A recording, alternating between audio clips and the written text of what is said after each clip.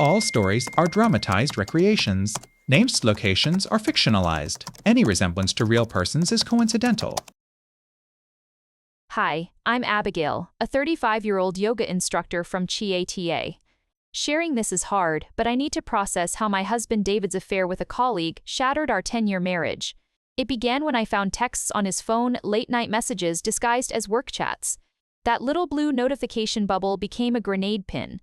I'd pour tea in our sunlit kitchen, staring at the San Gabriel Mountains through the window, pretending the tightness in my chest was just bad posture.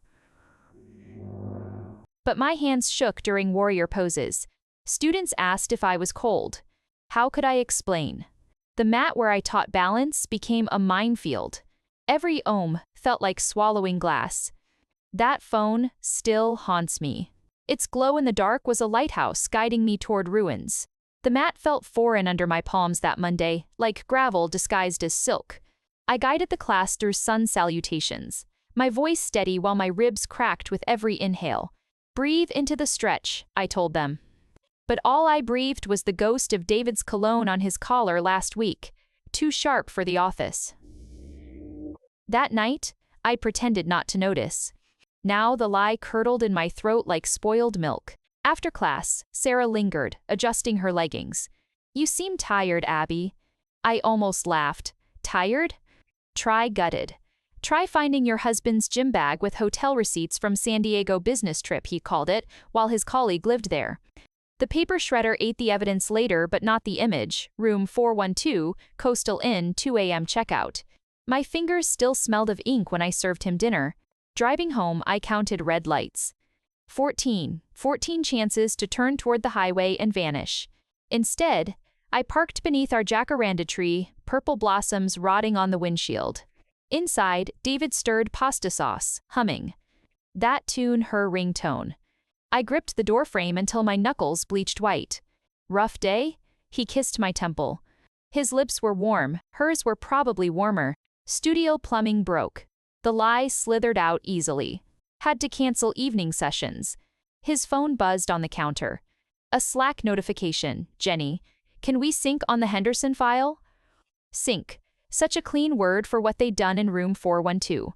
I traced my wedding band's grooves during dinner. 10 years of polish worn thin. Remember our anniversary trip? That beach in Big Sur? You spilled champagne on the rental car seats. He smiled, twirling spaghetti. Look at me, I begged silently. See the fractures. But his eyes stayed on his plate. Later, shower steam couldn't melt the ice in my veins. I opened his nightstand drawer, neat rows of cufflinks, receipts, a half-empty Viagra bottle. Prescribed for performance anxiety, he'd said last year. Performance, right. The pills rattled like dried bones when I slammed the drawer shut. Midnight found me on the balcony. The canyon below swallowed coyote cries. I threw my phone into the rosemary bushes, a childish scream trapped behind my teeth. No one called anyway. Dawn bled through the blinds as I dug through rosemary bushes, fingers snagging on thorns, soil crammed under nails. The phone screen was spiderwebbed, reflecting my fractured face in the weak light. Idiot. David's shadow fell across the lawn. Birdwatching or burying bodies? He chuckled, sipping coffee. The steam curled like accusations. Lost my phone. I wiped mud on my robe. Again? He tossed me his spare key fob. Use the insurance. I've got that conference call. Conference call. The lie hung between us, thick as a smog. I remembered Jenny's LinkedIn photo. Beach waves, corporate smile. San Diego wasn't his territory. At the studio, I scrubbed mats until my knuckles burned. Sarah watched, hugging her knees. You're avoiding crow pose. Wrist hurts.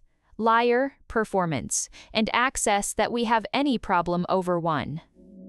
She tossed me a resistance band. Your left side collapses when you're hiding pain.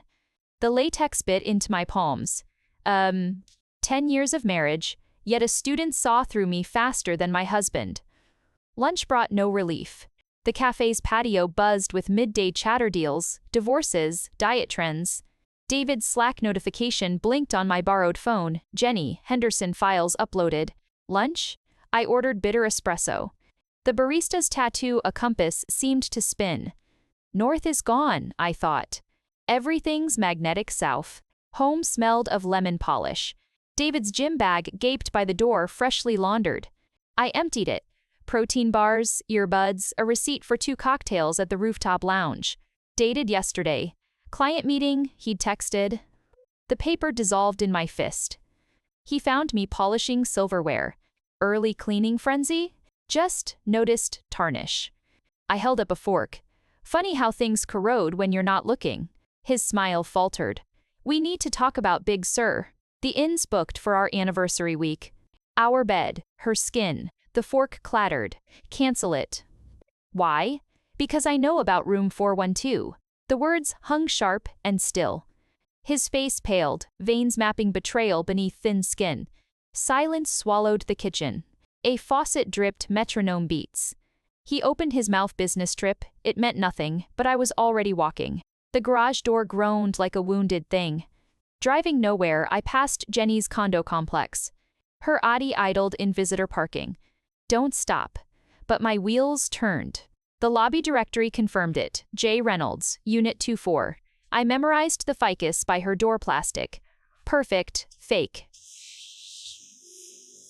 Sunset painted the canyon crimson when I returned. David sat at our piano, playing Chopin's Raindrop Prelude, our song. His shoulders hunched. I'll end it. I touched middle C, the vibration hummed through bone. When? Tomorrow. The note faded, so did I.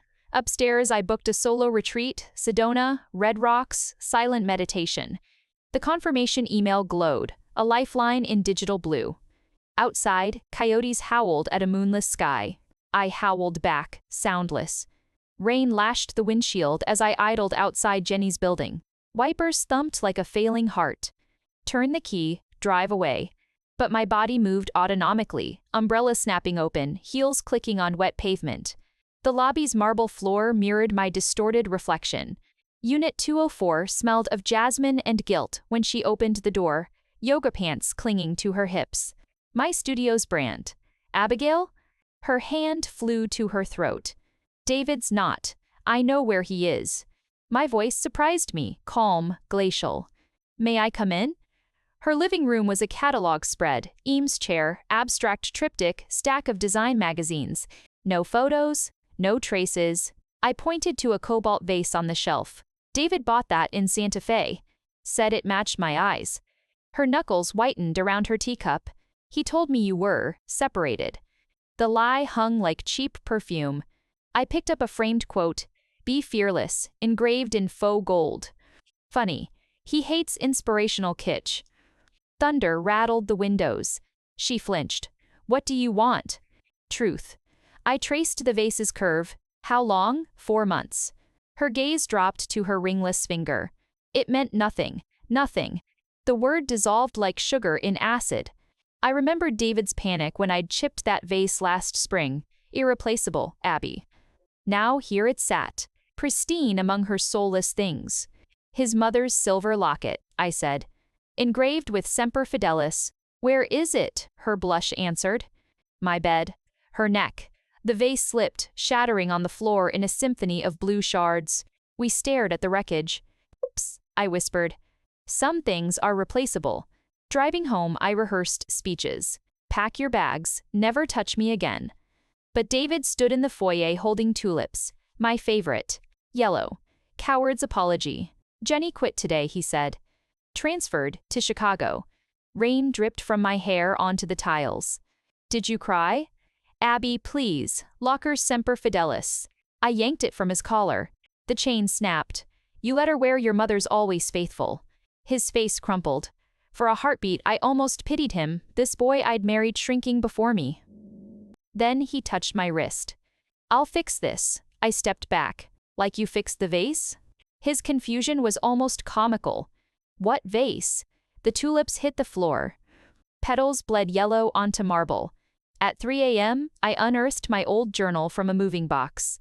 Dust coated its leather-cover Sedona, 2015, scrawled in faded ink. Flipping past sketches of red rocks, I found a pressed poppy.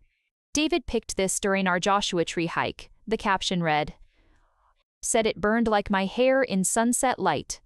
The door creaked. He hovered in pajamas. Can't sleep? I snapped the journal shut. Remember Joshua Tree?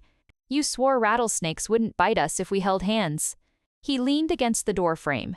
Shadows hollowed his cheeks. You believed me. I believe in venom now. When his footsteps faded, I tore out the poppy page. Flames swallowed paper in the kitchen sink, ash swirling like gray snow. The smoke alarm stayed silent.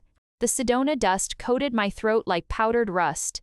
10 days of silent meditation had sanded my nerves raw.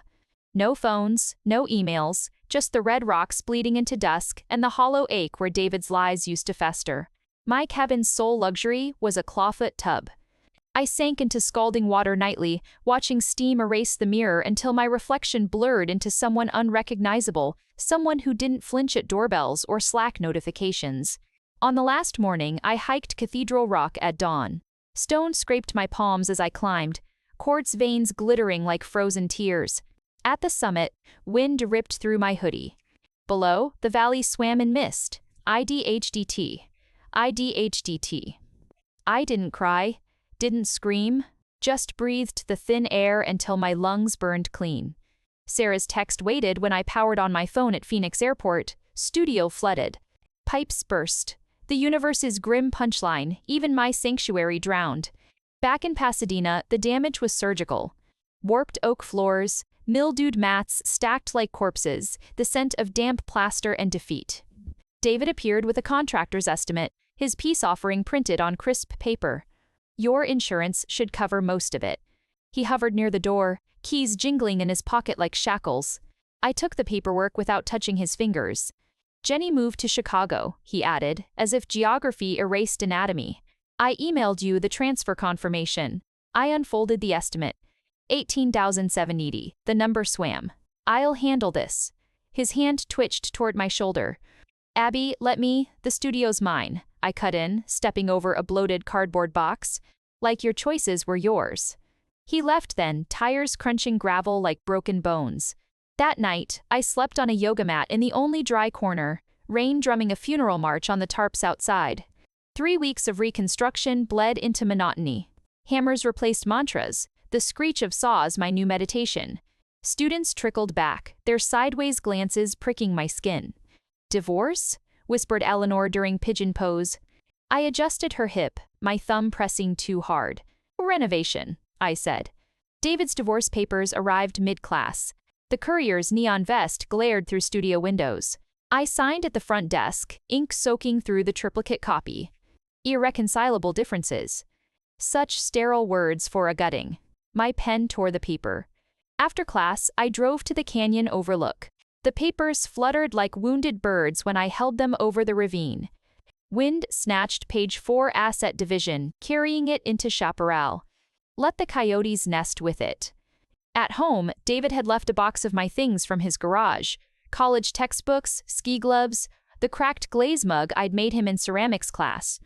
He'd kept the matching saucer. Petty thief. I dumped it all in the trash bin, the mug shattering on concrete with a sound like relief. The studio's rebirth smelled of sawdust and hope. I ran my palm over the new bamboo flooring. Cool, unyielding, a fresh canvas. Sunlight sliced through upgraded windows, illuminating dust motes, dancing where mold once festered. David's insurance check lay deposited, but his name still hissed in my mind like steam from a kettle. Sarah arrived with a monstera plant, its leaves wide and thirsty. Growth, she declared, thrusting it into my arms. The ceramic pot chilled my skin. Like you, Abby, no more collapsing left side. She didn't mention David. Didn't need to. The divorce decree lived in my locked filing cabinet, its legal coldness a counterpoint to the raw ache beneath my ribs. Rebuilding demanded brutal rhythms. Dawns began with inventory unwrapping mat shipments, counting blocks, the crinkle of plastic echoing in the empty studio. My fingers remembered David's touch when stacking bolsters. Stop. I pressed knuckles to the new reception desk until bone met wood. Focus. The schedule board needed updating. I wrote class names in colored chalk vinyasa flow. Restorative yin, the letters wobbling before I steeled my wrist. Breathe. But the scent of lemon cleaner conjured him polishing his Audi Sundays, whistling. A phantom pain. Students returned cautiously.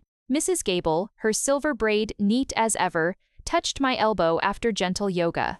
"You've lost weight, dear." Her eyes held decades of buried stories. I handed her a lavender-scented towel. "Shedding dead weight," I said, the words tasting metallic.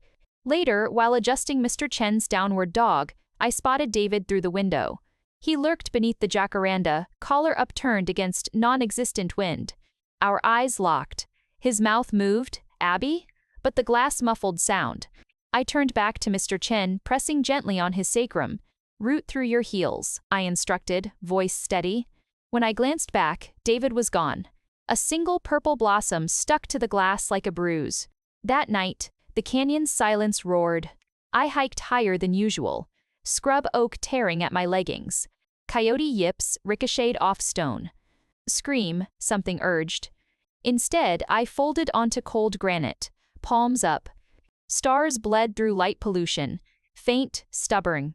Below, the city glittered like scattered jewelry. His city, her condo. I pulled out my phone. Deleted his last pleading voicemail. Emptied the trash folder. The screen's blue glow bathed my hands, clean. Renovation debris still filled the studio dumpster when the pipe issue resurfaced. A slow drip behind the new drywall. Plumber 3 Ben arrived with a toolbox older than my marriage. He whistled through his teeth, surveying the leak. Previous patch job was duct tape and prayers.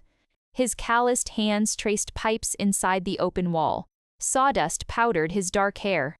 "Gotta replace this whole section." He smelled of solder and pine sap. "Might take a few hours." "Got coffee?" I brewed a pot in the tiny back office. When I returned, he'd spread blueprints on the floor, weights holding corners, a wrench, a water bottle. "Built my sister's yoga shed in Big Bear," he said, accepting the mug.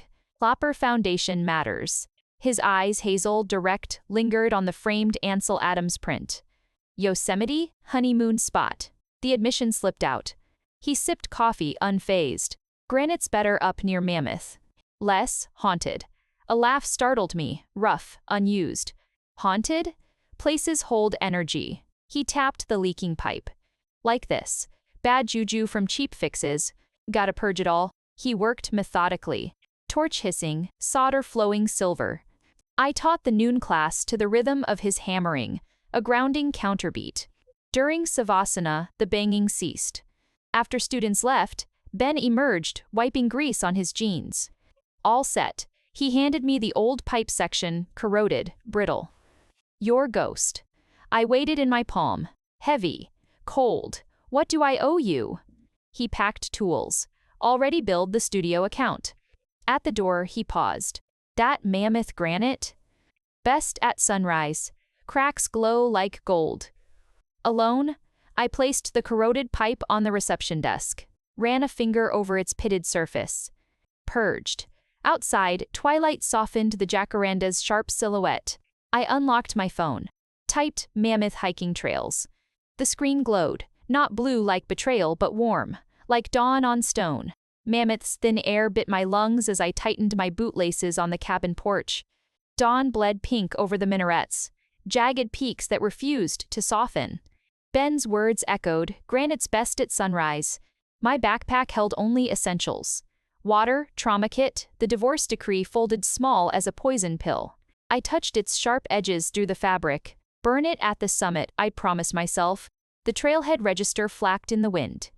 Last sign-in, B. Rossi, 5003 AM. My pen hovered.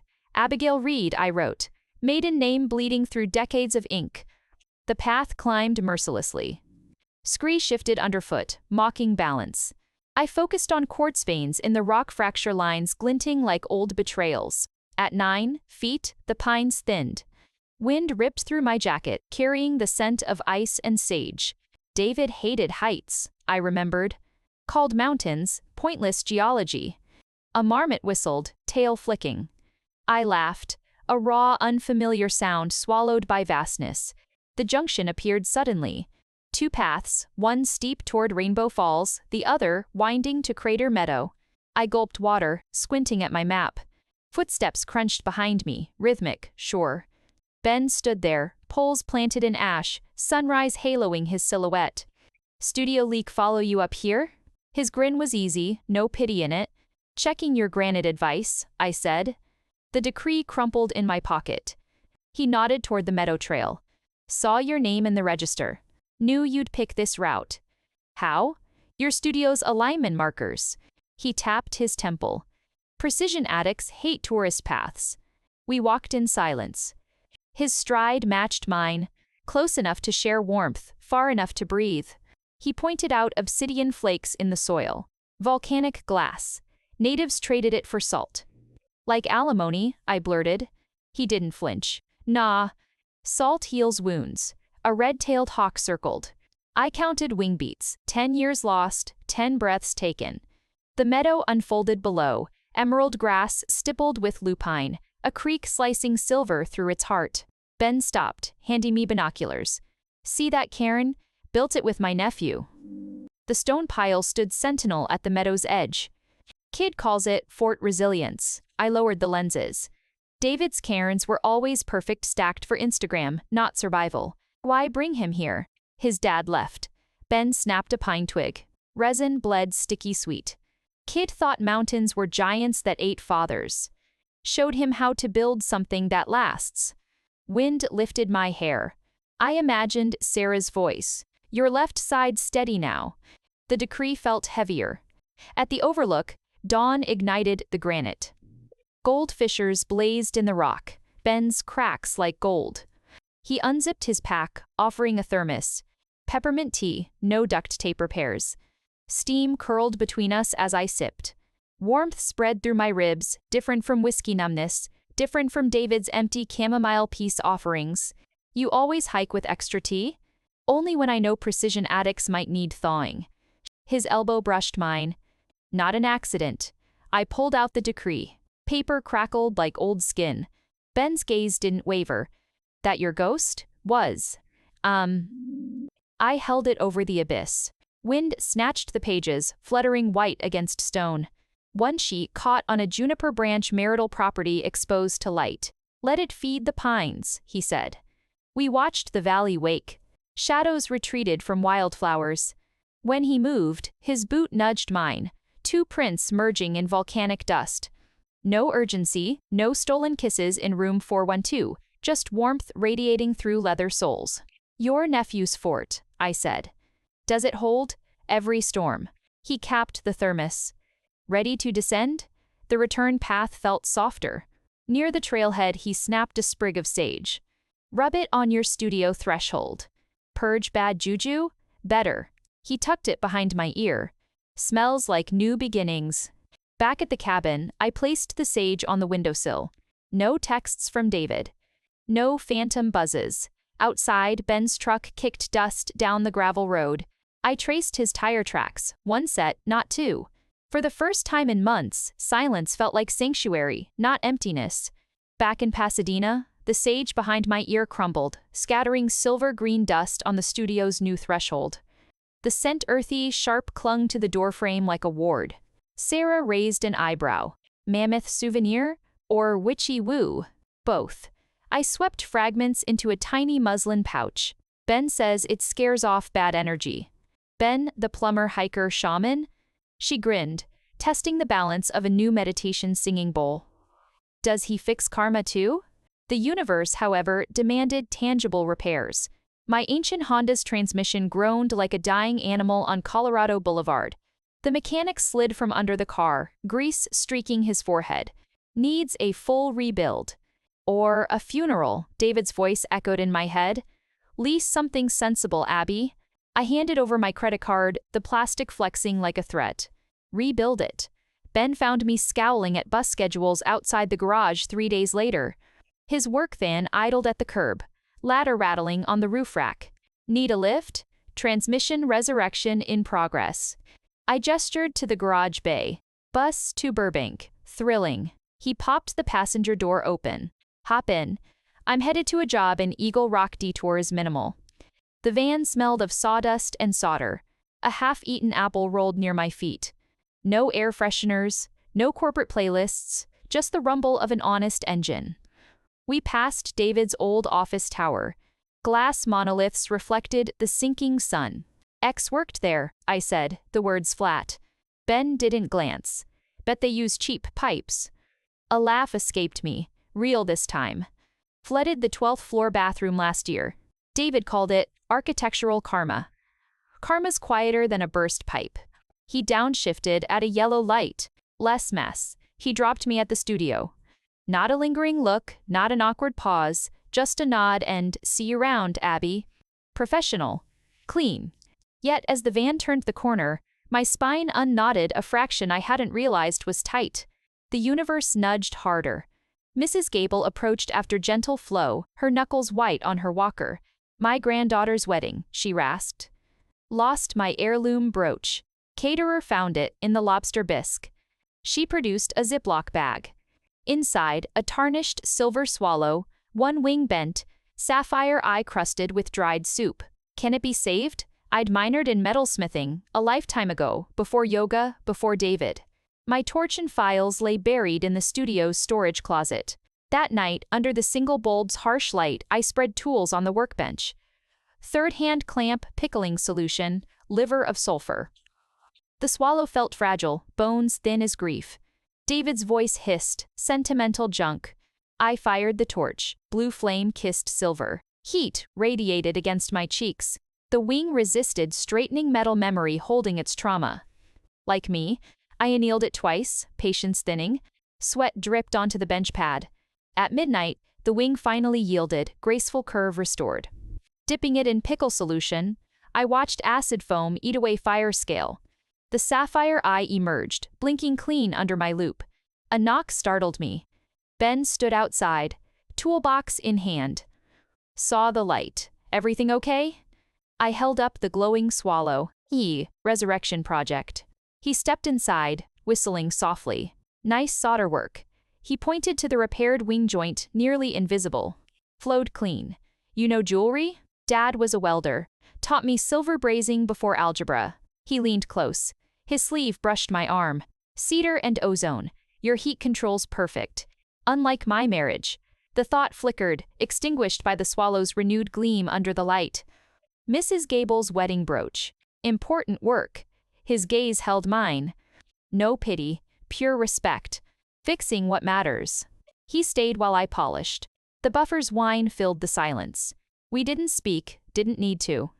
His presence was an anchor steady, uncomplicated. When the swallow shone, wings poised for flight, he nodded. Better than new, stronger at the break. I wrapped it in velvet. Thanks. For witnessing craftsmanship? He hoisted his toolbox. Anytime. At the door, he paused. Eagle Rock job's done. Client left a 5-star review. He pulled a crumpled printout from his pocket. The headline glowed, Ben Rossi Plumbing, fixes more than pipes. Underneath, in the client's handwriting, restored my faith in honest work. I traced the words. Accurate. Thought you'd appreciate it. He touched the sage pouch still hanging by the door. Bad juju's officially evicted. Alone, I placed the swallow on the reception desk. Moonlight caught its sapphire eye. Outside, the jacaranda's shadow stretched long and peaceful across the sidewalk. No texts, no ghosts. Just the hum of the studio's new fridge, and the echo of an honest compliment warming places David's lies had frozen. The swallow brooch became a silent talisman on Mrs. Gable's shawl at her granddaughter's wedding. She pressed my hand after the ceremony, papery skin over strong bones. You gave her back flight, dear. Her words echoed as I walked to the studio Monday morning past David's old coffee haunt, now a juice bar pulsing with kaleidoscopic smoothies. Life moved on, pixel by pixel.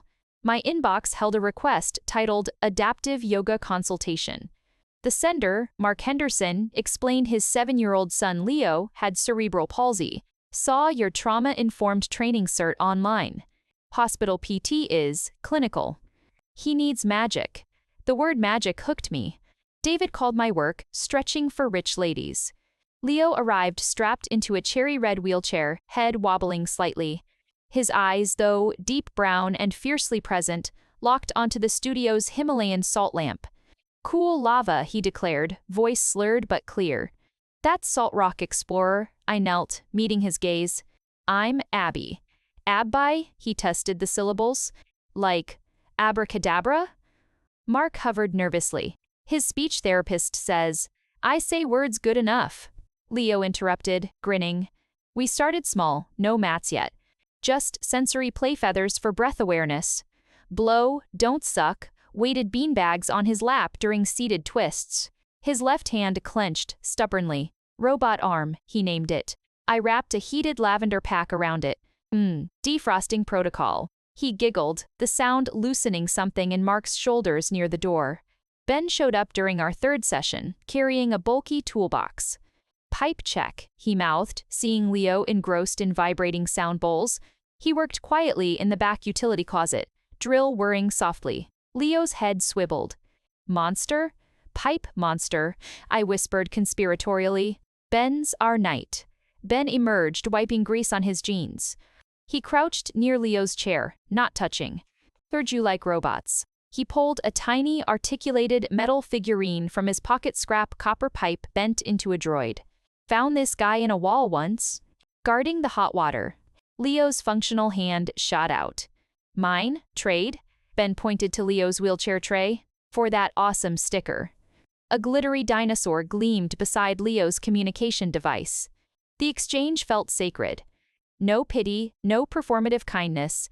Just two beings bartering treasures. Mark's eyes shone wet. He never, strangers usually stare. Ben stood, pocketing the sticker. Dinosaurs beat droids any day. Leaky pipes fixed, Abby. He nodded to Leo. Explorer. Knight. Leo corrected, making Ben laugh, a warm rumble that vibrated in the studio's new bones. After they left, I found Ben's toolbox still by the sink. Inside, tucked beside wrenches, lay the glittery dinosaur sticker, carefully placed on a clean rag. Not a trade. A gift.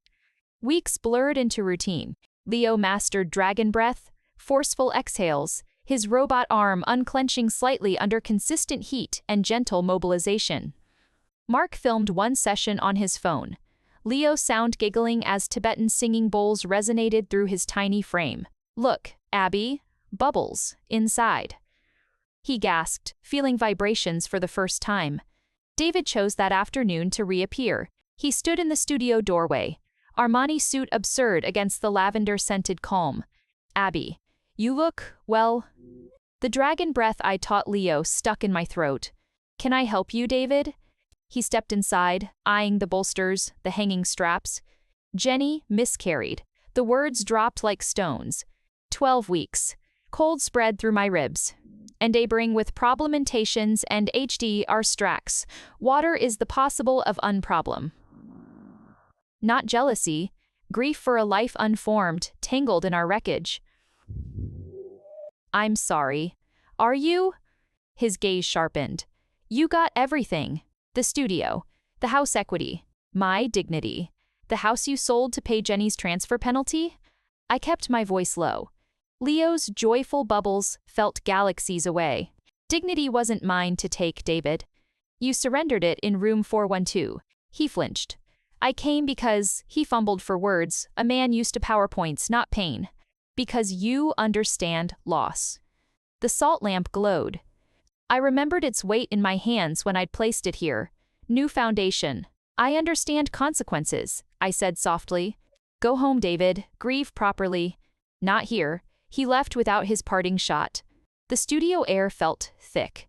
Now, I opened every window. Outside, Ben's van was parked across the street. He leaned against the fender, watching David's BMW screech away. He walked over, not asking. Simply handed me a takeout cup. Chai, extra ginger. How much did you hear? Enough. He sipped his own coffee. Saw the suit, knew the vibe. The chai burned sweet and spicy. He lost a baby. Ben's jaw tightened. Loss isn't a free pass back into the fortress. He touched the sage pouch, now frayed at the edges. You rebuilt. He's still throwing rocks at the walls. He stayed while I closed up, locked the doors, set the alarm. At my car, he handed me his toolbox. Forgot this earlier. The weight was solid, reassuring. Inside, the glitter dinosaur still gleamed on its rag. Leo misses his droid. Tell him the knight's on patrol, Ben said. New monsters to fight. Driving home, I passed David's old condo complex. Lights blazed in Jenny's unit. Unit 204. No plastic ficus now. Real plants wilted on the balcony. I didn't slow down. Ben's chai cup warmed the cup holder, smelling of ginger and cinnamon spices for healing, not hiding. Rain sluiced down the studio windows, blurring the jacaranda into a watercolor smear. Leo's session had left echoes. His triumphant crow, I flew. After balancing sideways on a bolster with Mark's support, the way Ben's droid now guarded his wheelchair tray like a tiny sentinel, David's visit felt like a bruise beneath the joy-deep, tender. I traced the cold glass.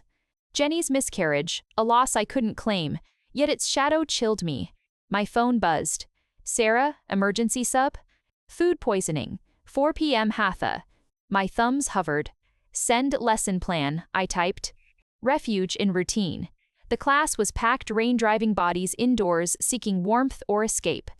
I guided them into tree pose, my voice a steady metronome against the downpour's drum. Root down. Reach lightward. Near the back, a familiar silhouette, Ben, barefoot on a borrowed mat, jeans rolled at the ankles. His balance was surprisingly solid for a novice, gaze fixed on a crack in the floorboards like it held the universe's blueprint. When we moved to child's pose, his shoulders were rigid knots. After Savasana, students trickled out into the wet gloom. Ben lingered, rolling his mat. Pipe monsters officially retired. Passed inspection. Celebratory chai? The offer slipped out. Endeavor teen, rain sheeted the streets. He glanced at his watch, an old dented Timex. Got a better idea. My place. 10 minutes away, I make mean ginger turmeric sludge. A pause. No suits allowed. His place was a converted garage behind a craftsman bungalow. Warm, chaotic, smelling of cedar shavings and solder. Tools hung in precise rows. A dented kettle whistled on a hot plate. No abstract art, no designer magazines. Just a sagging sofa, a workbench strewn with half-finished projects, a copper bird feeder, a twisted sculpture of rebar. Sage worked, he said, handing me a chipped mug of steaming gold liquid. No more phantom buzzes? Just real ones. I nodded to a phone vibrating on the bench, mom flashing. He silenced it. Priorities. Rain drummed the corrugated roof. Comfortable silence settled, thick as the steam from our mugs, not like David's brittle quietudes demanding filling. Ben pulled a dented cookie tin from a shelf. Inside, not cookies, but gears, tiny springs, sea glass. Treasures, he explained. Kid stuff. Found objects. He held up a smooth, green-tinted shard. Leo's droid started here. He carries it everywhere. Good. He placed the shard in my palm. Cold, slick, some breaks make things more interesting. He showed me his current project, a kinetic wind sculpture using repurposed bike chains. Movement from chaos, he murmured, adjusting a pivot point. His fingers, grease-stained and capable, moved with certainty. David's hands were soft, manicured tools for typing contracts, not creating. I watched Ben's focus, the slight furrow between his brows. My nerves, still frayed from David's ambush, began to quiet, like over-tightened strings loosening on a cello. The rain softened to a drizzle. He walked me to my car. Streetlights painted slick halos on the asphalt. At the driver's door, I fumbled for keys. His hand brushed mine, warm, calloused, steadying them. Abby. I looked up. Raindrops jeweled his lashes. No grand declaration. Just his name, low in the quiet. I'm not a duct tape fix, I said, the words raw. Not a temporary patch. His thumb swept over my knuckle. Once, firm. Know what I see, solid foundation. Earthquake retrofitted. A ghost of a smile, ready for whatever weight comes next. He didn't kiss me, didn't need to. That single touch grounding, deliberate said more than David's decade of hollow endearments. It promised presence, not performance. Not performance. As I drove away, the green glass shard warm in my pocket, the rearview mirror showed him still standing under the porch light, watching. Not a knight guarding a fortress. A man anchored in his own truth. Back home, David's final email glowed on my laptop screen, a legal query about shared storage fees. I deleted it, unread. Outside, the rain had stopped. A sliver of moon pierced the clouds, silvering the ruined ceramic mug shards in my trash bin. World's best, fractured. I didn't feel broken. I felt like Ben's sea glass, weathered, reshaped, catching the light differently now, stronger at the break. The morning sun hit the studio's bamboo floors in warm parallelograms. Leo's wheelchair tracks etched temporary patterns between mats, joyful hieroglyphics of progress. Today, he gripped a therapy ring with his robot arm, the lavender heat pack working its slow alchemy. "Sis, strong," he hissed through concentrated breaths as I guided his wrist rotation. Mark filmed discreetly, tears glinting when Leo suddenly released the ring to high-five me. His palm met mine. Cool, determined. "Droid says, go." Ben arrived as we finished. No toolbox today, just a paper bag smelling of yeast and sugar. "Sawyer sourdough," he announced, placing it on the reception desk. "Still warm." Leo's eyes widened. "Dough monster? Taste test monster." Ben corrected, pulling a miniature loaf from his jacket pocket, perfect for small hands. Leo cradled it like a robin's egg. Mark wheeled him out, the boy nibbling crust. Ben leaned against the desk, flour dusting his work shirt cuff. "Farmer's market mission. Thought you'd need fortification." He nodded to the schedule board, 3 back-to-back classes circled in red. "Marathon day." I broke off sourdough crust. "Chewy, tangy, real. You're avoiding your mom's calls again." He grinned. "Caught. She wants Sunday dinner. Bring the nice yoga lady," the bread stuck in my throat. Nice yoga lady. Not David's Abby the naive optimist. Ben's thumb brushed flour from my lip. No pressure, just pasta. Sunlight caught the copper droid on Leo's abandoned tray. It glinted. A tiny sentinel. "Pasta's good," I said. The studio emptied after the last class. H's bloomed along my shoulders. The good kind, earned. Ben waited outside, his van replaced by a dented Toyota truck. "Parking karma," he explained as I locked up. "Van's donating blood at the mechanic." We drove toward Altadena, windows down. Foothill Boulevard unfurled, taquerias, vintage shops, the old Rose Bowl Aquatic Center where David once mocked my slow laps. Ben turned onto a residential street, oak branches weaving a green tunnel. "Trust exercise," he said, parking before a wrought iron gate. "No pipe monsters here." Dr. Chen's garden sprawled behind the gate, a living tapestry of jade vines and bonsai maples. The retired botanist waved from a greenhouse fogged with humidity. "Ben, your lady's taller than you described." "Abigail's a redwood," Ben shot back. "I'm comfortable, shrub height." Dr. Chen chuckled, leading us past koi ponds. "He's digging my irrigation sins. You're witness to his martyrdom." Ben knelt by a snarled drip line, knife already slicing through cracked tubing. "Saw your adaptive yoga feature in the Pasadena Weekly," Dr. Chen said, handing me a magnolia bloom. "This city needs more Leo miracles." The petals felt like velvet. David used to bring roses, thornless, scentless, cellophane-wrapped apologies. I wandered stone paths while Ben worked. Found him later elbow-deep in valve assembly, muttering about PVC idiocy. "Need a clamp?" I held one out left over from studio repairs. His smile crinkled Suncrow's feet. Always prepared. Our fingers brushed during the handoff. No static jolt, just warmth, solid as the garden stone beneath us. Dr. Chen paid Ben in persimmons and ceramic pots. "For your studio herbs," he insisted. As we loaded them into the truck, Ben handed me a tiny terracotta sprout. "Orange tree seed. Takes 10 years to fruit. Optimistic project. Like teaching robots to fly?" He nodded toward Leo's droid in my cup holder. Dusk bled into indigo as we wound through the Arroyo Seco. Ben stopped at an overlook. Below, the city glittered, a circuit board of lives. He didn't touch me, just pointed northeast. My mom's place. Red roof, and ep or two to the ID. A single light glowed among thousands. I thought of Sunday dinners, David's tense silences, Jenny's phantom presence. "Will she like me? She'll love you?" He said it plainly, like stating pipe diameter. "Thinks anyone who tolerates my toolbox deserves sainthood." At my doorstep, he carried the persimmon crate inside. Our reflections blurred in the dark window, 2 shadows aligned.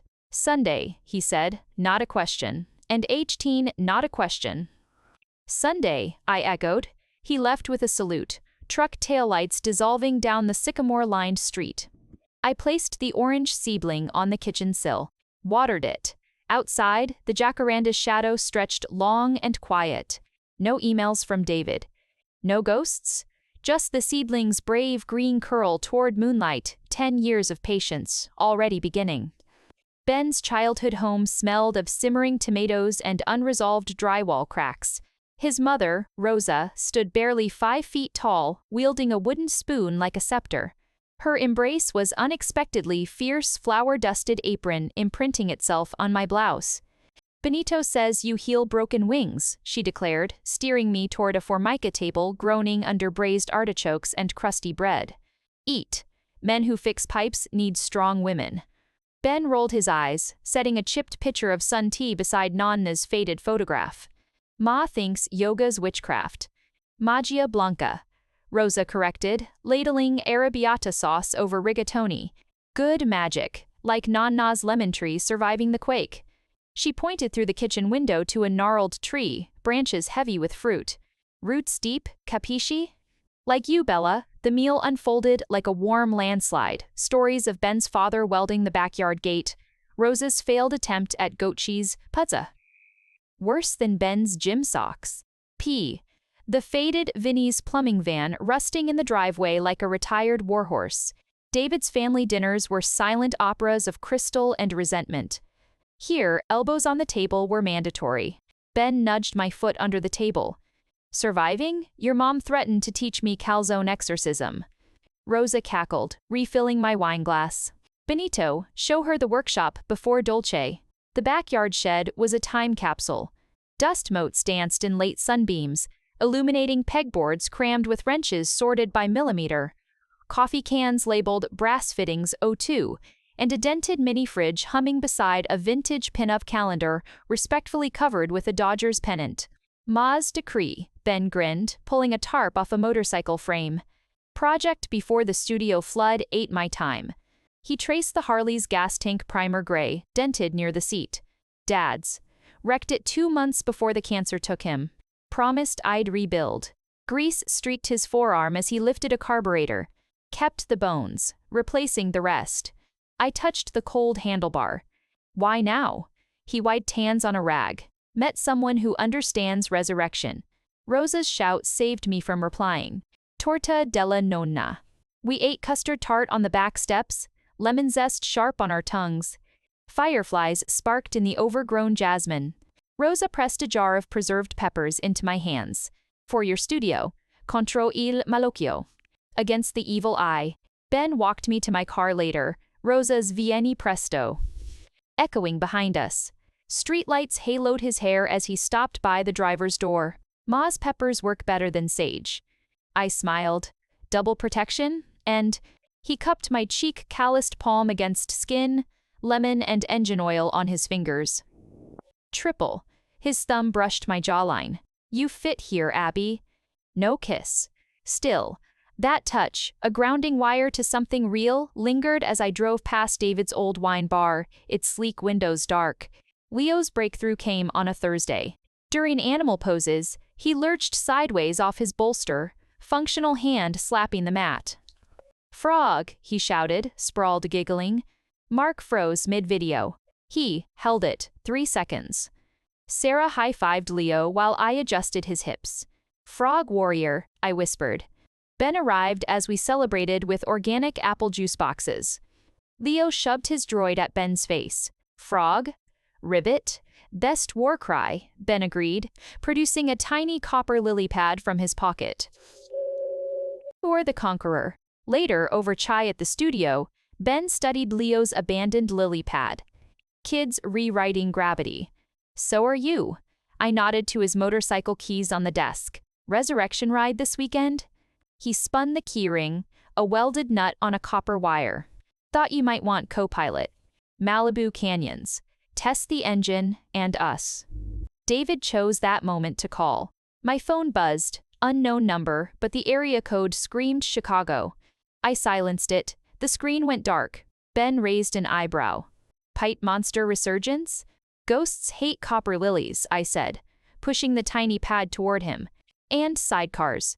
He pocketed the lily pad. Malibu. Sunday dawn. Wear boots. After he left, I found the droid back on my desk. Balanced atop it, the copper lily pad glinted under the salt lamp ready for flight. Dawn bled mercury over the Pacific as Ben's rebuilt Harley snarled to life in my driveway. The vibration thrummed through the seat, deep and alive. Nothing like David's silent Tesla glides. Ben handed me a helmet, its matte black surface cool under my fingers. "Hold here," he instructed, guiding my arms around his waist, my palms flat against the worn leather of his jacket. "Lean with me, not away." His voice, muffled by the helmet, carried absolute certainty. David's driving lessons had been size and break sooner, Abby. We carved through Topanga Canyon, asphalt unwinding like a dark ribbon. Wind ripped tears from my eyes, scouring away residual city grit, and the phantom scent of David's cologne. Ben's body shifted minutely before each curve, telegraphing intent through muscle, not words. "Trust the lean." I pressed closer, cheek against his spine, feeling the engine's growl resonate in my ribs. Red rock outcrops glowed in the rising sun, echoes of Sedona's solitude, but warmer. Alive. He stopped at a deserted overlook. Below, Malibu's coastline frayed into turquoise and white foam. Ben killed the engine. The sudden silence roared. He lifted his visor, eyes crinkled against the glare. "First rule of resurrection rides, carburetors need applause." He patted the gas tank. A hollow, satisfied thump. We shared thermos coffee laced with cinnamon. No china cups, no awkward silences. Just the salt wind and the Harley ticking as it cooled. Ben pointed to a red-tailed hawk circling. Dad called them sky welders. "Sing the blue." "Your garage," I said. "The Harley, it's not just metal." His heartbeat. Ben traced a weld seam near the handlebars. Took years to stop hearing his voice when I fired up the grinder. "Clean joint, Benito." "No slag." He looked at me. "Bet you heard David's voice adjusting your warrior pose for months." "Truth, sharp and clean." He said I favored my left hip. Called it a structural flaw. Ben snorted. "Flaw? That's where your power lives." "The lean." He stood, offering a hand. "Come on, show me." On the empty overlook, barefoot on sun-warmed asphalt, I flowed into Virabhadrasana II. Wind whipped my tank top. Ben didn't mimic the pose. He circled slowly, a plumber assessing load-bearing walls. "There," he murmured, stopping behind me. His calloused fingertip pressed gently, not on my hip, but on the scar tissue below my right shoulder blade. An old climbing fall David called careless. "This," Ben said, "you guard this. Makes you shift weight left." His touch was diagnostic, impersonal. Not a flaw, a story. His finger lifted. The wind rushed into that space. I sank deeper into the stance, the guarded side opening, like a rusted valve finally freed. Strength flooded the old weakness. The studio hummed with post-class energy when David materialized. Not a ghost flesh and Armani, reeking of airport vodka and desperation. He blocked the doorway. "Abby, we need 5 minutes." Sarah bristled beside the bolsters. I touched her arm. "Prep the sound bathroom?" Alone in reception, David's facade cracked. Stubble shadowed his jaw. "Jenny's gone. Back to Chicago." "The baby, it broke everything." I folded a lavender towel, stacking it precisely. "I'm sorry for your loss, David. Truly. It's our loss." The words burst out, ragged. "Our marriage. I was lost, Abby." Scared. She meant nothing. Stop. My voice cut the air, calm as a scalpel. "You don't get to rewrite history into a tragedy starring you. That baby, that was yours. Jenny, that was your choice. Our marriage died when you handed her your mother's locket in room 412. I picked up Leo's abandoned copper droid, its surface cool and real. I buried the ashes. Dug a new foundation." He flinched as if struck. "You're different. Hard. Accurate." Ben's voice came from the utility closet doorway. He held a pipe wrench loosely, grease smudging his cheek. "Not a threat. A fact. Need help finding the exit, Dave?" David's gaze darted between us, Ben's grounded stillness my unwavering stance. The raw fury in his eyes guttered into bleak defeat. He pulled a creased envelope from his inner pocket. Final settlement papers. Sign where flagged. He dropped it on the reception desk. I'm sorry. This time, the word held no manipulation. Just the hollow echo of a man facing his own rubble. He walked out without looking back. Ben crossed to the desk. Didn't touch the envelope. Healing looks like anger sometimes. I picked up the droid. Balanced it atop the envelope. Tiny sentinel guarding fresh ruins. Not anger, I said, meeting Ben's steady gaze. Boundaries. He wiped his cheek with a bandana, leaving a cleaner streak. Malibu proved the Harleys solid. Sunday, Mom wants you for pasta al forno. Bribed me with your favorite artichokes. Sunlight caught the copper lily pad Ben had gifted Leo, now pinned to my teaching corkboard. Ready for flight. Tell Rosa, I said, sliding the unsigned papers into a drawer. I'll bring double protection. He grinned. Peppers? And sage. Outside, David's rental car pulled away from the curb. No squealing tires. A quiet retreat. The jacaranda's shadow stretched long and peaceful across the sidewalk, dappling the studio's new sign Ben had helped hang last month. Read yoga, balance through strength. Root steep, no more collapsing. Rosa's kitchen embraced chaos like a familiar recipe. Garlic sizzled in olive oil, competing with Nonna's lemon tree scent, drifting through the open window. Ben wrestled a bubbling pasta al forno from the oven, forearms flexing under thermal sleeves. Ma's secret weapon, he grunted, setting the dish on a trivet scarred by decades of hot pans. 3 cheeses and guilt. Rosa swatted his arm, shoving a wooden spoon into my hand. Stir the sugo, Bella. Benito burns anything not welded. She nudged me toward the simmering pot, her eyes sharp but kind. Like his father, good hands, distracted head. I stirred the deep red sauce, its rich aroma weaving with basil from the windowsill. David's idea of cooking was reheating catered meals on bone china. Here, chipped plates held soul. Ben bumped his hip against mine, reaching for grated pecorino. Surviving the Rossi initiation? Learning the difference between al dente and disaster, I quipped. His laugh vibrated against my shoulder blade, a warm counterpoint to the sauce's volcanic bubble.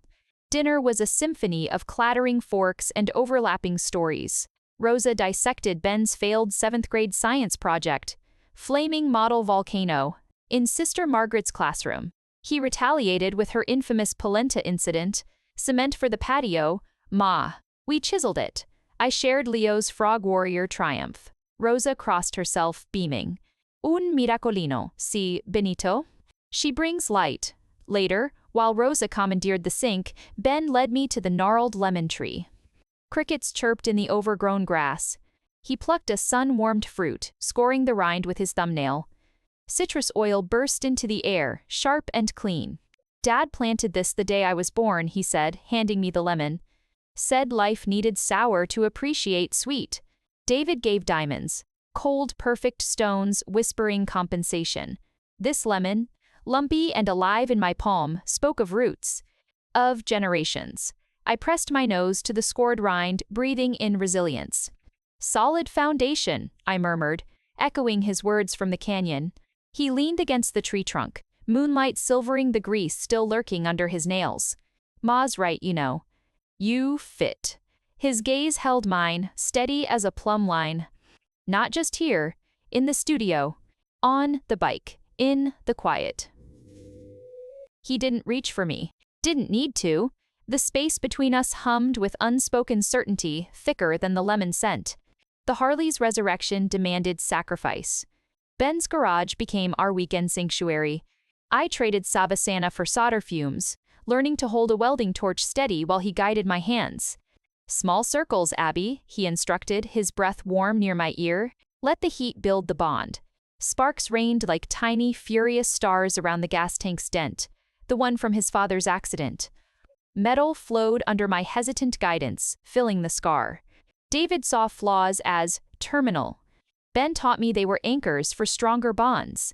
Patient welder, Ben approved, killing the torch. The repaired seam glowed cherry red, then faded to dull silver. Solid, like teaching Leo to fly. I lowered the mask. Sweat stuck my shirt to my spine. Less savasana, more sparks. Same principle, he grinned, wiping soot from my cheekbone with his thumb. Focus, breath, transformation. He showed me his father's old workbench drawer. Not tools, but treasures. A smooth river rock labeled Eb Big Sur, 79, a ticket stub from Vinny's first Dodgers game, a faded photo of a younger Rosa laughing, hair wild, holding a baby Ben. He kept the small wonders, Ben said, voice rough. The stuff that outlasts pipes and panics. I pulled Leo's copper lily pad from my pocket. Ben had found it backstage after a packed sound bath session, placed deliberately near my mat. At it, he opened a small tin, treasures. Nestled the lily pad beside the river rock. Perfect fit. David's final signature arrived via courier. The settlement papers signed. No note, just legal finality. I filed them without opening the envelope, the thud in the metal cabinet echoing like a tomb closing. That afternoon, during Leo's session, he managed a shaky, unsupported tree pose against the parallel bars, Ben's droid clutched in his functional hand. "Roots," he shouted, wobbling but upright. Mark wept openly. Sarah snapped photos. Ben arrived as we celebrated, carrying 2 helmets. "Malibu Sunset Run?" he asked. "Test the tank weld." The repaired Harley purred beneath us, a deeper, prouder song. We leaned into Pacific Coast highway curves, the ocean bleeding orange and violet. No destination, just the shared rhythm of engine and breath, the repaired tank warm against my knees, Ben's back solid against my chest. He stopped at a cliffside vista. No one else around. The sun drowned in the sea, painting the world in molten gold. He killed the engine. Silence, vast and humming. "Abby," he said, turning on the seat. His eyes held the dying light. No grand words, just my name, offered like a key. I met his gaze. "Ben?" He cupped my face, calloused thumbs brushing my cheekbones. His touch held the weight of repaired metal, lemon groves, and non-Na's stubborn tree. He leaned in slowly, giving space for retreat. I closed the gap. The kiss wasn't fireworks. It was foundation settling. Warmth spreading deep, like solder fusing steel. Solid. Real. The last light gilded the Harley's tank, the scar we'd healed together, gleaming like a promise under the emerging stars. Rooted. Ready. The Harley's purr became my new mantra. Ben navigated Malibu's serpentine roads with instinctive grace, our bodies synced like breath and movement. David's ghost shrank in the rearview mirror, drowned by wind roar and exhaust fumes. We stopped at Neptune's Net, peeling shrimp at a splintered picnic table as bikers rumbled past. Ben flicked a shell toward a seagull. Dad's test ride ritual, greasy food after metalwork. Validating the weld? I licked Old Bay from my thumb. Celebrating survival. His boot nudged mine under the table, solid, uncomplicated. Back at the studio, transformation pulsed. Leo's frog pose evolved into a wobbly tree, his functional hand gripping parallel bars Sarah installed. "Roots down," he'd shout, face scrunched in fierce concentration. Mark framed the first unsupported second on his phone, a digital relic to outshine divorce papers. Ben brought blueprints one evening, unfurling them over the reception desk. Storage closets wasted space. Thought we'd build Leo a sensory cave. The word settled warm in my chest. We have permits. He tapped his temple. Plumber magic. Also, Vinny knew the inspector's softball team. Demolition began Saturday. Ben tore out sagging shelves, muscles straining under sweat-darkened cotton. I hauled debris to his truck, plaster dust painting my arms gray. Rosa arrived unannounced, balancing a lasagna pan. "Forza," she commanded, shoving a cold Peroni into Ben's hand. She surveyed the gutted closet, nodding at the structural beams Ben exposed. "Buono osatura, good bones." Like you two, David's courier arrived mid-sledgehammer sling. A sleek black envelope, no law firm logo. Inside, on thick ivory stock, Abigail, the settlement felt, barren. Enclosed is what I salvaged from the safe deposit box. No strings. Consider it seed money for Leo's miracles. A cashier's check fluttered out. $50,000. Well, blood money, penance. Ben wiped grime from his brow, reading over my shoulder. I stared at the number. David's solution? Financial anesthesia. He thinks this absolves room 412. Ben hefted his sledgehammer. Doesn't change your foundation. He nodded at the check. But Leo's cave just got soundproof walls and fiber optic stars. The caves became our cathedral. Ben framed walls with silent precision, hands guiding saws along pencil lines like sacred texts. I threaded fiber optic cables through drilled joists, tiny constellations emerging in the dimness. Leo tested the star floor padding, giggling as LEDs flickered under his touch. Space, he breathed, eyes reflecting synthetic starlight. Mark pressed a hand to the newly soundproofed door, tears cutting clean tracks through drywall dust on his cheeks. It's quiet in here. Really quiet. Ben anchored a hammock swing. For zero-gravity naps. Leo lunged, clinging to Ben's neck. Night. Ben's arms closed around him, steady, sure. No awkward pats. A full embrace. Nah, explorer. You're the captain now. Rosa blessed the cave with non-nause lemon salt, scattering grains near the threshold. Protezione, she murmured. Ben hung the final touch. Leo's copper droid, riveted to a polished moonstone. Guardian of the galaxy, he declared. Later, showering plaster from my hair, I found Ben at the studio sink, scrubbing grout from his knuckles.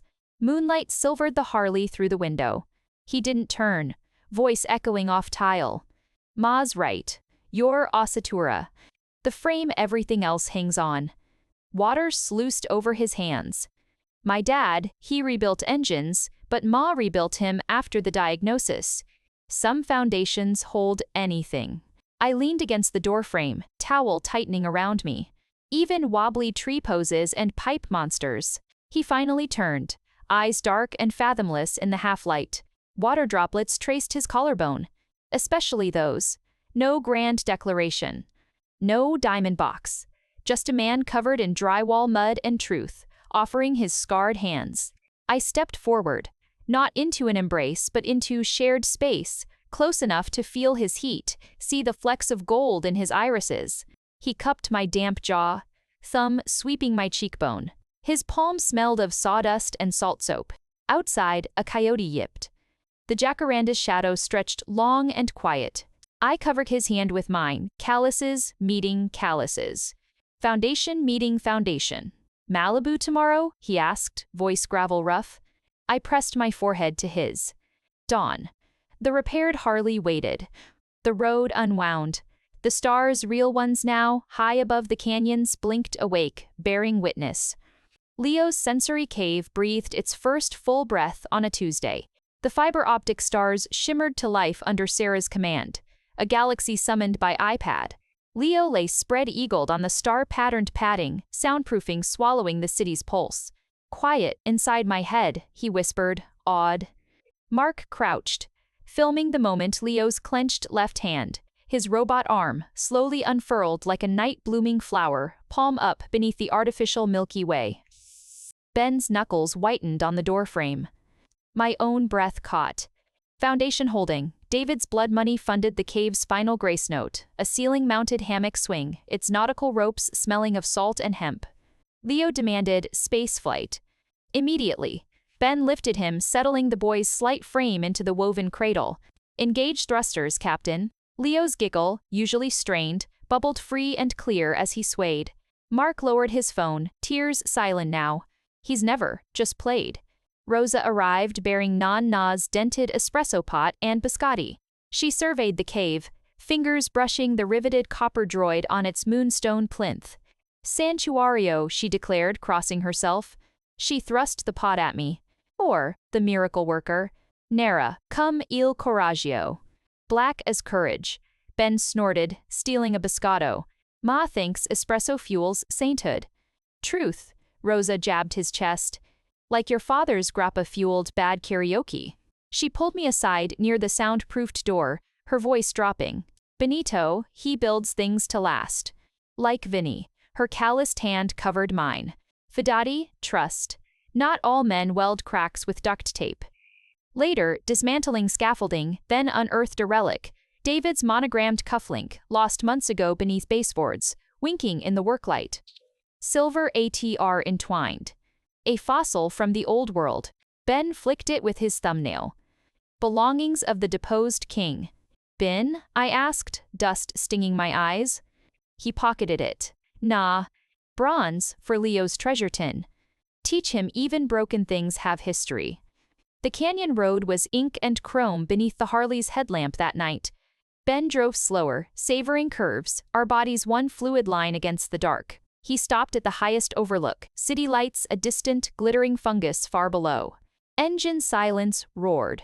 He dismounted, pulling off his helmet. Moonlight carved planes in his face. "Ma's pushy," he began, leaning against the bike's warm flank. "But she's right about Nonna's tree. Root steep." He pulled something from his jacket, not a ring box, but a lumpy muslin pouch. "Sage is spent, peppers are for pasta." He tipped the contents into my palm. A rough-cast bronze key, warm from his pocket, shaped like a yoga ohm symbol fused with a wrench. Garage door, house, workshop, all of it. David's proposals involved choreographed dinners and platinum. This key felt forged, not bought. "Ben, not a proposal," he cut in, firm. "An invitation. Walk through any damn door you want, whenever you want. No expectations, just home." His thumb brushed the key's teeth. "I rebuild things, Abby. But some foundations," he met my eyes, the Harley's idle heat radiating between us. "They're meant to be shared." The canyon wind held its breath.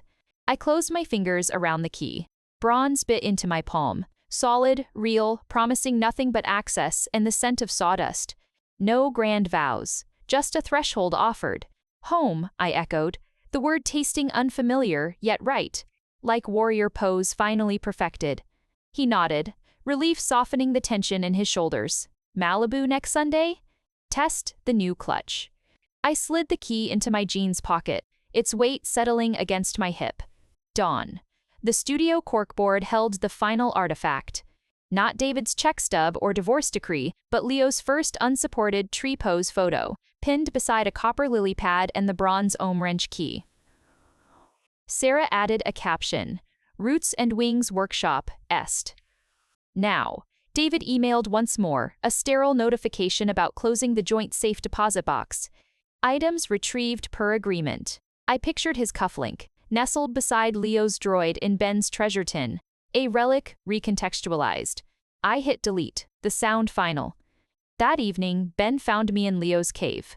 I lay in the hammock swing, drifting beneath fiber optic constellations. He didn't speak, just lowered himself onto the padded floor, back against the wall, stretching his legs out. His presence wasn't an intrusion, but an anchor, solid, quiet, there. The repaired Harley waited outside. The canyon road beckoned. The stars, real and artificial, held their watch. I pushed off gently with one foot, the swing swaying. Ben's eyes closed, a faint smile touching his lips. No need to rush the dawn. Some foundations, once poured and set, could hold all the quiet in the world. Monsoon rain lashed the studio roof, a primal drum roll for Leo's revolution. He knelt on the star pad, eyes shut tight, left palm pressed flat to the floor. Later, robot arm, grounding. He announced. Mark held his breath. Slowly, miraculously, Leo's torso lifted, spine extending vertebra by vertebra until he hovered in a crude but unmistakable tabletop pose. The fiber optic constellations above him blurred behind my sudden tears. Sarah's phone clicked, the sound sacramental in the cave's silence. Ben arrived dripping toolbox shielding Rosa's tiramisu. Ma's tribute to gravity defiers. He froze at the threshold, taking in Leo's trembling hold. Damn, Captain. No patronizing awe. Pure respect. Leo collapsed, giggling into the padding, and to the padding. Night saw. Later, over espresso in the reception area, Rosa studied Leo's photo on Sarah's phone. "Coraggio," she murmured, tracing the screen. She fixed Ben with a look. "Sunday, familia dinner." No excuses. Her gaze shifted to me. "Porta il dolce," bring dessert. A command, not request. Ben groaned. "Ma, Abby teaches till." "I'll make torta di ricotta," I interjected. Rosa's eyebrows shot up. David's mother had mocked my amateur baking. Rosa merely nodded. "Bene. Use Nana's spring form." Or is, Dio knows where. The bronze key felt heavier than ever digging into my hip as we entered Ben's garage. Nonna's pan hid high on a shelf between gear oil and spare sockets. Ben blew dust off the scalloped edges. Last used for Dad's 50th. Lemon rosemary. He handed it down, fingers brushing mine. Ma's testing you. Good. The pan's cool weight anchored me. I like her rules, clear. Unlike David's shifting expectations. Rain blurred the windshield driving home. At a stoplight, my phone lit up unknown number, Chicago. David's ghost, scratching at the walls. I silenced it, watching raindrops explode against glass. Ben's hand covered mine on the gearshift. Leaky faucet sound? Just rain. I turned his palm up, tracing the solder burn on his thumb. Tell me about Vinny's worst plumbing disaster. He launched into a tale of a burst pipe in a Beverly Hills mansion, water falling down a crystal chandelier, $1 million Renoir hastily rescued. Dad waded in wearing hip waders, yelling "Managia," while the butler fainted. His laughter filled the cab, warm and loud. David's disasters were silent implosions. Ben's were lived in, repairable. The ricotta cake demanded reverence. I followed Rosa's handwritten recipe, nonna's torta, Vero eggs at room temperature, lemon zest finely grated, almond extract precisely measured. Ben cleaned squid at the sink, ink staining his forearms. Ma's calamari ripieni is her landmine. Screw up, we eat takeout pizza for a year. Pressure's on the cake then. I folded egg whites into batter. He flicked ink at my apron. Team effort. I distract her with Dad's Dodgers stories if it collapses. The cake rose golden perfect. While it cooled, I found the treasure tin. Leo's copper lily pad gleamed beside David's cufflink, now transformed into a droid's shield, with clever wire wrapping. History reclaimed. Rosa's table groaned under antipasti. She inspected my cake like a weld joint. Senza bucci, she approved, no holes. Ben's calamari earned a grunt. Quasi comme la mia. Almost like mine. High praise. Mid-feast, Leo FaceTimed. Mark held the phone as the boy demonstrated tabletop pose on his living room rug. Bravo, Miracolino. Rosa shouted, raising wine. Abbracci. Leo blew kisses. Ben's smile caught the candlelight proud, unguarded. David never smiled at children. Later, washing dishes, Rosa cornered me. La chiave, she said softly, nodding toward Ben tuning Nonna's old radio in the living room. He give it? I touched the bronze shape in my pocket. Yes. Good, she scrubbed a plate raw. Adesso, la casa respira. Now, the house breathes. She handed me Vinny's favorite glass, clouded by time. Keep this here, for your espresso. The Harley rumbled through damp streets toward my place. Under the jacaranda, Ben cut the engine. Raindrops glittered in his beard. Ma's glass means you passed inspection. Was there doubt? Only in your head, Reed. He unhooked my helmet. Sunday, Malibu at sunset. Found a new cove. I kissed him then, not like the cliffside promise, but slow and deep, tasting of lemon cake and Vinny's wine. His hands settled on my waist, pulling me flush against the bike's warm tank. No urgency, just belonging. Inside, I placed Vinny's glass on my kitchen sill beside the orange seedling. Two unlikely guardians. My phone buzzed, Chicago again. I blocked the number, the action smooth as a well-executed pose. David's ghost dissolved like sugar in hot espresso. Autumn arrived in a blaze of jacaranda purple and liquid amber gold. The studio hummed with new energy, Sarah's sound bath workshops packed. Leo's space cave booked weeks in advance. My mornings began with the Harley's growl as Ben navigated canyon roads to Vinny's old supplier, returning with salvaged copper pipes for a commissioned fountain. For Dr. Chen's koi pond, he explained, blueprints unfurled on the reception desk, payment in persimmons and life advice. David's final ghost rattle came via certified mail, a slim box containing my grandmother's pearl earrings from the safety deposit box. Overlooked in the inventory, his lawyer's note lied. The pearls felt cold, museum relics from a life outgrown. I placed them beside Leo's latest treasure, a quartz crystal Ben helped him wire wrap into a power core for his droid. Past and present, fossilized and alive. Ben's garage became our shared sanctuary. I learned to cut pipe with a tubing cutter, the clean snick satisfying as a spine aligning. He'd critique my solder joints under a magnifying lamp. See that frosty sheen? Perfect flow, like your Warrior 3. David measured worth in carats, Ben measured it in clean seams and balanced poses. Rosa's Sunday summons escalated. Porta Benito, her text demanded, followed by a blurry photo of Vinny's old smoker fired up, whole branzino glistening inside. Ma's deploying heavy artillery, Ben warned, tightening the Harley's chain before we rode. Fish means interrogation. The backyard smelled of applewood smoke and impending scrutiny. Rosa poked branzino flesh with a fork, nodding. Cotto perfetto. She fixed me with laser eyes. Benito says you solder now. Badly, I admitted, accepting a Peroni. Bene, hands should make things. She jabbed her son's ribs. Unlike him, all pipes, no bambini. Ben choked on his beer. Ma, Leo, counts, I blurted. He built Ben a best night medal from bottle caps. Rosa's glare softened. She speared a potato. Il piccolo guerriero. When you teach him to solder? Soon as he masters frog pose, Ben recovered, winking. Later, elbow deep in dish suds, Rosa cornered me. Benito, he keeps Vinny's toolbox like relics. But you? She handed me a chipped gravy boat. You make him use the tools. Grazie, she patted my cheek, flour dust transferring like a blessing. Adesso, mangia tiramisu. The commission deadline loomed. Dr. Chen's fountain required 300 hand-soldered copper leaves. Ben pre-cut the patterns. I flowed solder along veins under his watchful eye.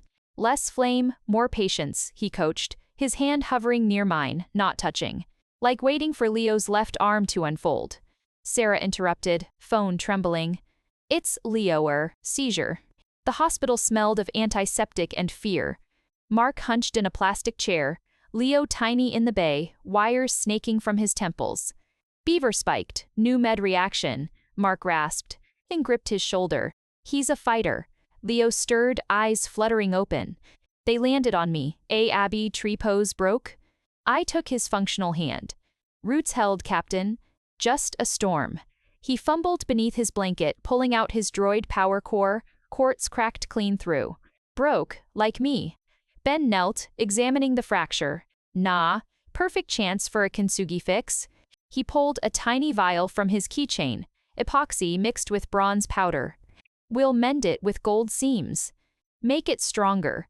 We worked under the IQ's fluorescent glare.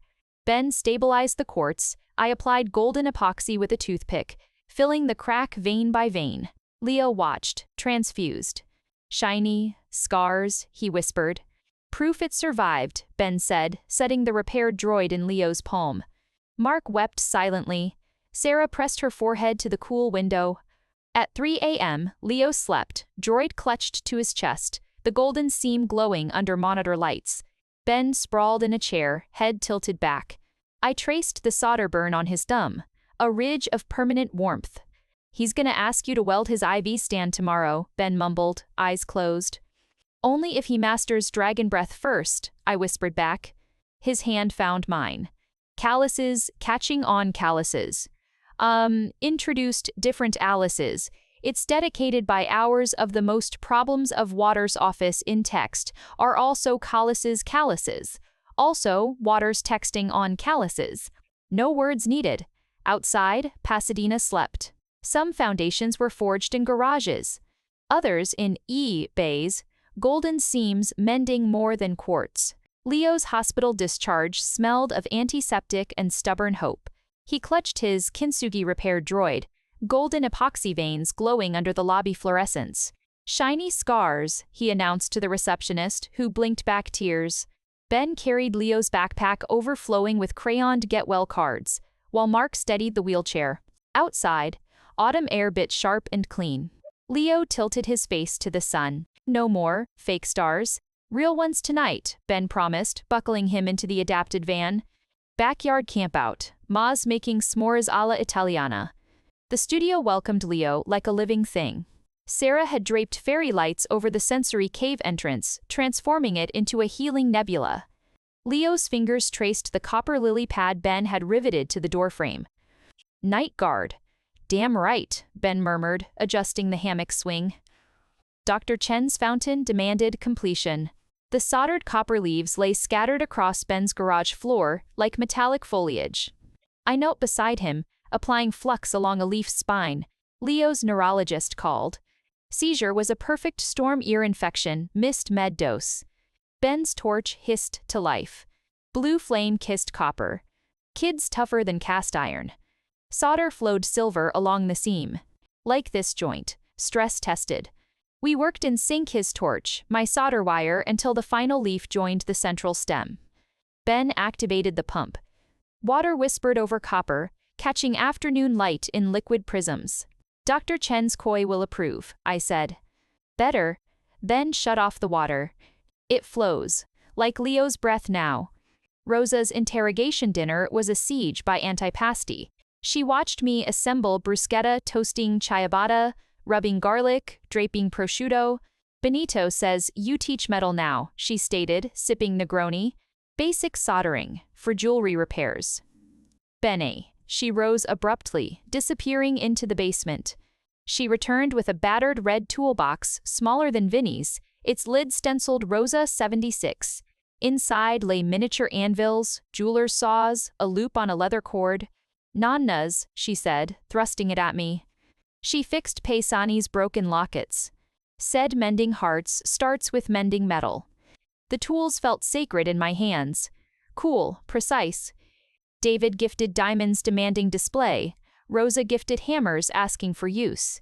I'll honor them, I choked out. Rosa nodded, satisfied. Adesso mangia. Leo's backyard campout was a ritual of resilience. Rosa's Italian s'mores involved amaretti cookies, dark chocolate, and torch-toasted marshmallows. Leo lay swaddled in blankets, pointing constellations with his droid. Orion, night. With a shiny belt, Ben agreed, stoking the fire pit. Mark pulled me aside near the lemon tree. The doc, he said, Leo's recovery was faster because his nervous system's learning to self-regulate. From the yoga? From you. His voice broke.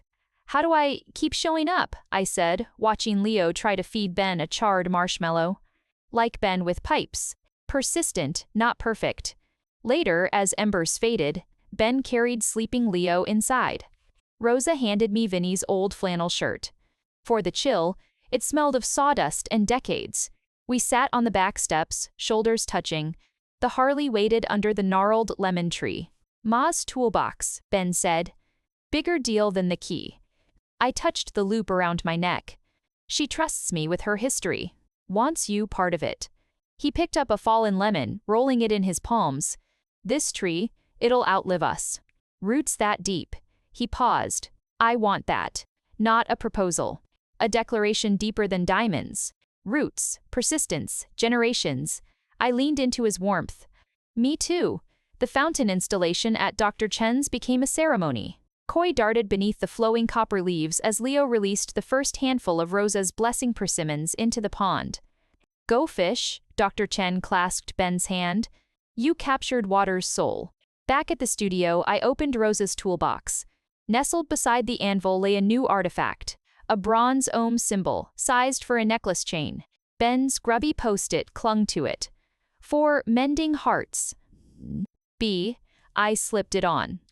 Cold metal warmed against my skin. Outside, the Harley rumbled, then arriving for our Malibu run. Leo waved from Mark's car. His Kintsugi droid pressed to the window. Golden seams caught the sun. Scars remained. But under the jacarandas shedding purple, they glowed like promises kept. Winter rain silvered Pasadena's streets as Rosa's pendant settled against my sternum, cool bronze warming to skin. The ohms curve a silent mantra beneath my teaching tank. Leo's laughter rang through the studio, his robot arm now wielding a child-sized soldering iron under Ben's watchful eye. Solder is magic glue, he declared, tongue poking out in concentration as he fused a copper wire star onto his droid's repaired power core. Mark filmed, pride softening the lingering fear lines around his eyes. David's pearls remained in the treasure tin, fossilized beside Leo's quartz. Their cold perfection felt alien next to the hammer-dented anvil from Rosa's toolbox. I ran my thumb over the anvil's pitted surface while demonstrating a wire wrap technique to Sarah. It's about tension, I explained, bending silver wire around an amethyst point. Enough to hold, not enough to crush. Like tree pose, Sarah mused, mimicking the twist. Or marriage. Ben's snort came from the utility sink where he unclogged a drain. Marriage needs more flux. Rosa arrived mid-afternoon, bearing a struffly pyramid drenched in honey and sprinkles. For the Artigiani, she announced, surveying Leo's soldering station with a critical eye. She poked his star attachment. Troppo stagno, Leo. Like Benito's first weld blobby. Leo beamed. Blobby night star. Ben groaned, wiping grease on his jeans. Ma, you're corrupting my apprentice. She ignored him, thrusting a jar of candied orange peel at me. For the torta sundae. Use Vinny's spring form. Senza bucci. The bronze key burned in my pocket. Ben's garage smelled of wet wool and hot metal. Rain lashed the corrugated roof as I creamed butter and sugar for Rosa's orange polenta cake. Nonna's springform pan gleamed on the workbench beside Ben's current project, custom brackets for Leo's adaptive bike seat. Ma's struffly was reconnaissance, Ben muttered, filing a bracket edge smooth. Next Sunday, direct assault. Be ready. I folded in polenta. For what? Siege engines? For quando I bambini, he mimed Rosa's jab. La casa è vuota. The cake rose, golden and fragrant. While it cooled, I unearthed Vinny's Dodgers pennant from a drawer. Its faded blue felt soft as memory. Ben paused, wrench hovering over the Harley's carburetor. Dad wore that to every game. Sweat stains are pennants too. I pinned it above the workbench. Now he's watching your solder joints. Ben's smile was a quiet thing. Better than Ma's commentary. Rain blurred the windshield driving to Rosa's. The pendant lay warm under my sweater. At a red light, Ben covered my hand on the gear shift. Whatever she asks tonight, I know, I said. Ooh, breathe. Root down. His thumb brushed my knuckle like Malibu. Like the hospital, like always. Rosa's table was a battlefield of lasagna al forno and expectation. She inspected my cake first, fork plunging deep, searching for flaws. Oida, she conceded. Moist. High praise, Ben's calamari earned a grunt. Assai comestibile. The interrogation began with dolce. Leo's soldering, Rosa stated, forking Strafoli. He calls Benito Knight. Kid's got a hero complex, Ben deflected. Rosa's eyes pinned me. And you? You call him? The garage key felt like a lodestone in my pocket. Ben tensed beside me. Ben, I said, meeting her gaze. I call him Ben. Silence. Then Rosa slammed her hand on the table. Dishes jumped. Finalmente. No more plumber. No more friends. She lunged across the table, crushing me in a garlic-scented embrace. Benito, your father's ring. Adesso. Ben froze. Ma, il cassone, the blanket chest. Velo se, he returned, pale, clutching a small velvet box. Not modern. Old, nap-worn. Rosa snatched it, flipping the lid. Inside, nestled in faded satin, lay a wide gold band etched with interlocking wrenches. Vinny's, she whispered, pressing it into my hand. For the fondamento. For when? Not an engagement. A benediction. The band weighed heavy decades of loyalty hammered into gold. Ben's hand covered mine, warm over the cool metal. No rush, he murmured. For my ears only. Just a promise it fits when you're ready. Leo FaceTimed as Rosa poured limoncello. His droid, now sporting 3 blobby night stars, filled the screen. Night family, he shouted. Rosa thrust the phone toward us. Ben's arm slid around my waist, pulling me into frame. My head found his shoulder. Natural, inevitable. Click. Sarah's screenshot captured it. Ben's chin resting on my hair, Vinny's ring gleaming in my palm, Rosa's beaming face half cut off, Leo's droid shining from the screen. Later, under the jacaranda's bare branches, Ben kissed me, slow, deep tasting of lemon and limoncello and decades-deep roots. Rain dripped from the eaves. Vinny's ring sat heavy in my pocket beside the bronze key. Malibu Sunday? Ben's lips brushed my temple. I traced the wrench etching on the band. Sunrise. The Harley's growl swallowed David's ghost for good. Spring air streamed through the studio's open windows, carrying jacaranda blossoms that dusted the bamboo floor like purple snow. Leo balanced in Warrior 3, his robot arm, extended, fingers brushing Ben's steadying palm. Roots, wings, he chanted, trembling but holding. Mark filmed silently. No tears now, just radiant pride. Sarah adjusted a student's alignment, her smile catching the light. My grandmother's pearls stayed buried in the treasure tin. Rosa's pendant warmed my skin as I guided the class. Breathe into expansion. Some cracks become wingspans. David's final letter arrived at noon, thick linen paper, Chicago return address. Inside, a wedding invitation. David Reynolds and Jennifer Cole request the pleasure, gold foil script, beach sunset artwork. A pressed violet fell out. Our flower from Big Sur. His handwritten note, wish me the peace you found. No expectations. The paper smelled of sandalwood, his old cologne. I set it beside Vinny's ring on the reception desk. No ache, just hollow space where fury once lived.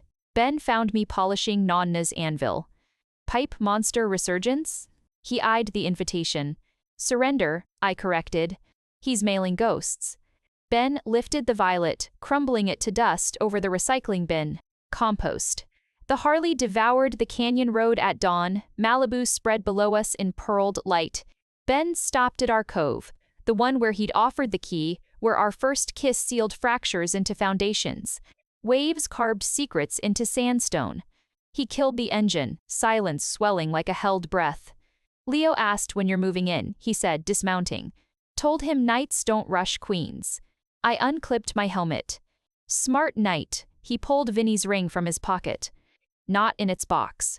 Bare gold catching fire in the rising sun. Ma's been polishing this weekly. Thinks you forgot. Wind whipped my hair.